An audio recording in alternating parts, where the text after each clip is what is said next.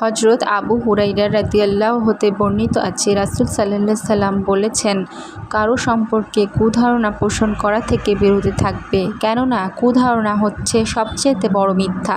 একে অপরের মোকাবেলায় সওদা ক্রয়ে অবাঞ্ছিত প্রতিযোগিতা বা প্রতারণামূলক দরদস্তুর করবে না, পরস্পরের হিংসা বিদ্বেষ লিপ্ত হয়ো না, রেষারেষি করিও না, বললেন, আমি কি তোমাদেরকে এমন কথা বলবো না যেটা সাদকা খয়রাত এবং রোজা থেকে উত্তম? সেটা হচ্ছে আপোষ মীমাংসা করিয়ে দাও। মনে রাখবে, বিদ্বেষ হইতেছে মুণ্ডনকারী, যেটা পুণ্য রাশিকে খুরের চুল মুণ্ডনের মতো মুণ্ডন করিয়া দেয়।